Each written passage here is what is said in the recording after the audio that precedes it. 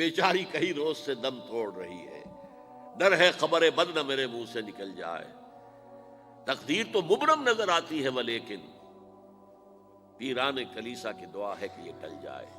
تو پہلی بات میری ختم ہوئی، عالمی نظام خلافت دنیا کی تقدیر مبرم ہے، ہو کر رہے گی، اس میں کسی صاحب ایمان کو کوئی شک، کوئی شبہ، کوئی ریب نہیں ہونا چاہیے۔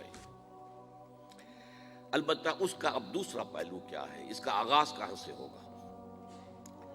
پہلی بات تو یہ، ہمارے بعض لوگوں کے ذہنوں میں، سادہ دل لوگ وہ سمجھتے ہیں کہ پوری دنیا میں ایک ہی دفعہ آ جانی چاہیے۔ یہ کوئی علاقائی خلافت تو نہیں ہو سکتی، خلافت تو عالمی ہوتی ہے۔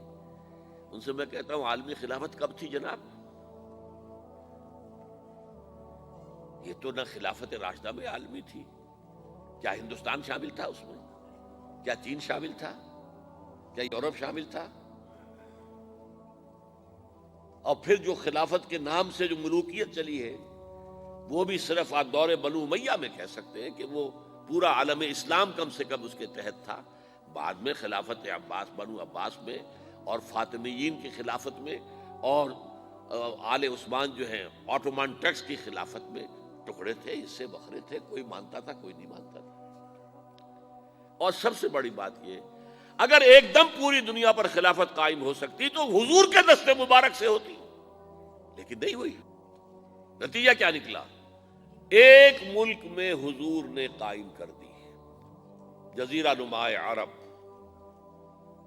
یہاں خلافت قائم ہو گئی، حضور خلیفہ ہے۔ اس کے بعد آپ کے خلفائے راشدین نے پھر اس کو وسعت دی، شرقاً غرباً شمالاً، 3 کالمز نکلے ہیں فوجوں کے، صحابہ کرام کے، 3 کالمز، ایک ایسٹ ورڈ، ایک ویسٹ ورڈ، ایک نارتھ ورڈ۔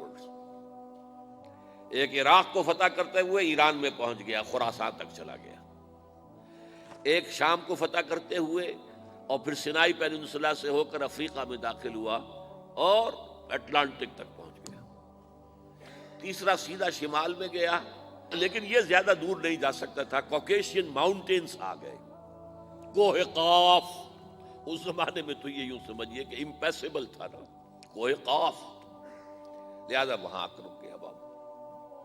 اب بھی یہ ہوگا، کسی ایک جگہ سے شروع ہوگا پھر پھیلے گا، اس کے سوا کوئی چارہ کار ہے ہی نہیں۔ اگر ہر جگہ پوری دنیا میں ایک ہی وقت میں ہو سکتا تو حضور کے دست مبارک سے ہوتا صلی اللہ علیہ وسلم۔ اب وہ نقطہ کون سا ہوگا، نقطہ آغاز کون سا ہوگا؟ اس میں پہلی بات تو میں نے کہا، جو شک کرے گا اس کا پھر ایمان مشکوک ہے، ہوگا، لازماً ہوگا، گلوبل ہوگا، پوری دنیا میں ہوگا۔ کہاں سے شروع ہوگا اس میں آپ اختلاف کر سکتے ہیں، لیکن مجھے تو 2 حدیثیں تو ملی ہیں جن سے یہ اندازہ ہوتا ہے کہ یہ اس مشرقی خطے سے ہوگا، عرب کے مشرق کی جانب کسی ملک سے ہوگا، کسی خطے سے ہوگا۔ وہ حدیثیں بھی اب آپ پڑھ لیجیے پہلے، پھر میں کہہ رہا ہوں یہ خزانہ ہے جو ہم نے آپ کی خدمت میں پیش کیا ہے، کاش کہ آپ اس کی قدر کر سکیں، یہ حدیثیں آپ کو ازبر ہو جائیں، یاد ہو جائیں، لوح قلب پر نقش ہو جائیں۔ ہندوستان اور خراسان یعنی موجودہ افغانستان کا ذکر ابن ماجہ کی روایت ہے، عن عبداللہ ابن الحارث رضی اللہ تعالی عنہ قال رسول اللہ صلی اللہ علیہ وسلم یخرج ناس من المشرق یوطئون للمہدی یعنی سلطانہ، یعنی سلطانہ، دونوں طرح سے پڑھ سکتے ہیں۔ حضرت عبداللہ ابن حارث فرماتے ہیں رضی اللہ تعالی عنہ کہ حضور نے ارشاد فرمایا، مشرق کی طرف سے وہ فوجیں نکلیں گی، لوگ آئیں گے جو عرب میں مہدی کی حکومت قائم کریں گے۔ یہ مہدی کون ہوں گے اس کا ذکر میں ذرا بعد میں کروں گا، لیکن نوٹ کر لیجئے کہ مہدی سے پہلے لازماً کسی مشرقی علاقے کے اندر وہ نظام قائم ہو چکے گا، تب وہاں سے فوجیں آئیں گی نا۔ یہ مشرق کون سا ہے؟ عرب کے مشرق میں آپ چلیے، ایران بھی آ جائے گا، افغانستان بھی ہے، پاکستان بھی ہے، اور اگر اسے اور توسیع دیں تو ہندوستان بھی ہے۔ یہ ہے عرب کا مشرق، اس سے فوجیں جائیں گی۔ اس کا کیا مطلب ہے کہ اس میں سے کسی جگہ پر نظام خلافت پہلے قائم ہو جائے گا، تاکہ وہاں سے فوجیں جائیں گی جو جزیرہ نما عرب میں حضرت مہدی کی حکومت کو قائم کریں گی۔ اب دوسری حدیث سنیے، یہ سنن ابن ماجہ کی حدیث تھی جو میں نے آپ کو سنائی، آپ نے پڑھی۔ دوسری، عن ابی ہریرہ رضی اللہ تعالی عنہ،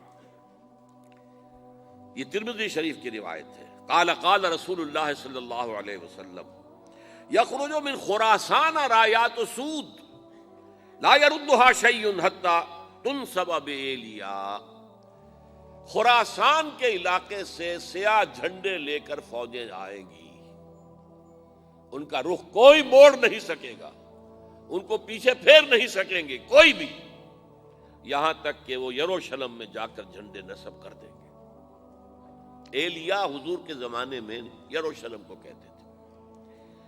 یہ یروشلم تھا جب حضرت سلیمان کی حکومت تھی، اور یہاں پر معبد سلیمانی، ہیکل سلیمانی قائم ہوا، پھر یہ یروشلم ہی رہا ہے تاریخ میں، یہاں تک کہ سن 70 عیسوی میں جب ٹائٹس رومی جنرل نے اس کو گرایا، ختم کیا، سیکنڈ ٹیمپل گرا دیا، اور یہاں سے یہودیوں کو کہا نکل جاؤ یہاں سے، کوئی یہودی باقی نہیں رہا، تب بالکل تہو بالا برباد کر دیا۔ اس کے کوئی 150 سال بعد ہیڈریان، رومن ایمپرر ہیڈریان، اس نے پھر دوبارہ آباد کیا اس شہر کو۔ 150 سال تک یہ بالکل بنجر اور بالکل غیر آباد پڑا تھا۔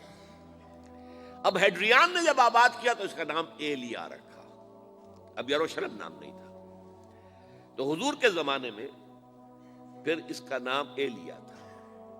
اور اب اس سے کیا معلوم ہو رہا ہے کہ یہ یروشلم مسلمانوں کے قبضے سے اس وقت نکلا ہوا ہوگا، ایک دفعہ پہلے نکلا تھا، سن 1099 عیسوی میں مسلمانوں کے ہاتھ سے نکلا، کروسیڈرز عیسائیوں نے آ کر اس کو قبضے میں کیا، لاکھوں مسلمانوں کو مارا، قتل کیا۔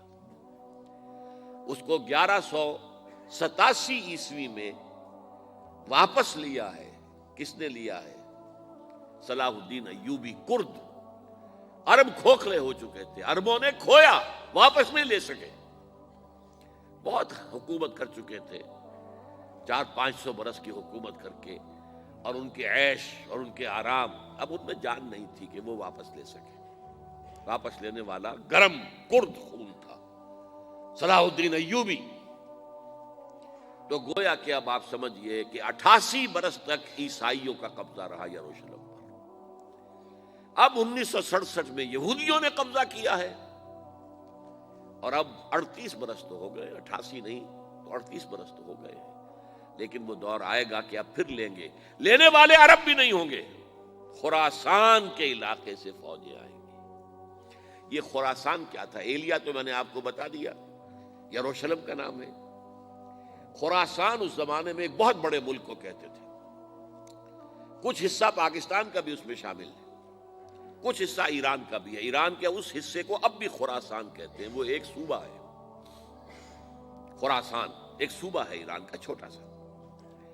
پاکستان میں خاص طور پر یہ جو علاقہ مالا کنڈ ایجنسی کہلاتی ہے، اس سے اوپر جتنا علاقہ ہے، اور یہ جو واخان کی ایک پٹی آتی ہے اوپر، واخان افغانستان کی ایک پٹی سی دم سی چلی آتی ہے جو جا کر چائنا کی سرحد سے مل جاتی ہے، یہاں سے لے کے یہاں تک یہ جو مالا کنڈ کا وہ درہ ہے اور پہاڑ ہے، یہ بھی خراسان کا حصہ ہے۔